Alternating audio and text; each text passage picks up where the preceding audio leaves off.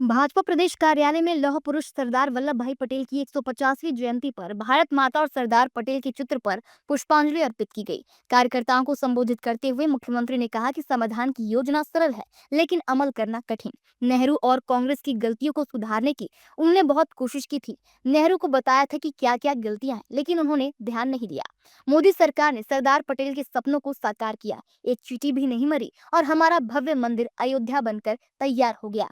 3 तलाक का कलंक, धारा 370, कश्मीर की समस्या, पाकिस्तानियों को जवाब। हमने कई बार पाकिस्तान को घर में घुसकर मारा। हम सरदार के सपनों को साकार करते जा रहे हैं।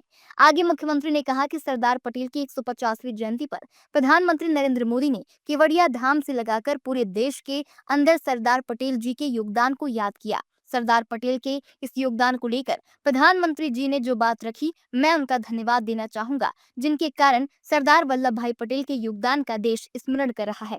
प्रधानमंत्री जी की भावना भी है कि अगर हम सत्ता में हैं तो दलों की सीमा से उठ करके, भले ही हमारी विपक्ष पार्टी के लोग भी हैं, उनके योगदान को समाज के सामने लाना ये हमारी जवाबदारी है और देश की आंतरिक ताकत मजबूत करने का प्रयास भी है।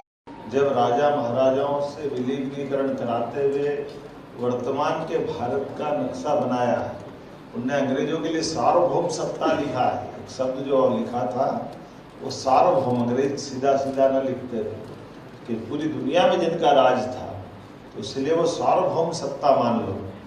ऐसे लोगों के उस खतरे का भी उनने समाधान खोज लिया। जब उन्होंने कहा कि हम चले जाएंगे तो बाद में क्या होगा, तो बाद में क्या होगा, ये सब बातें सरदार पटेल जब बोल रहे हैं तो उसका मतलब आज़ादी के संघर्ष के साथ उन्होंने उसका समाधान भी खोज लिया है। और समाधान खोजना सरल है, उसको अमल में लाना और कठिन है। और कठिन तो तब हो जाता है कि जब देश खुद एक भीषण संकट में पड़ा था। देश में पहली बार ऐसा बंटवारा हो रहा था जब ट्रेन की ट्रेन लाशों के साथ लद करके हमारे पास आ रही है। हिमालय घायल हो रहा है, कश्मीर के अंदर के हालात, एक एक करके चारों तरफ से जिस ढंग की चुनौतियां थी, और उन चुनौतियों के बीच सरदार पटेल ने अपना दृढ़ विश्वास कायम रखते हुए इस भाव के आधार पर कि मुझे भारत माता की सेवा करना है और अतीत के वो सब कर्मों के उन सारे चिन्हों को मिटाते हुए वर्तमान की इबारत सबको गौरव और गर्व करने वाली बनना चाहिए।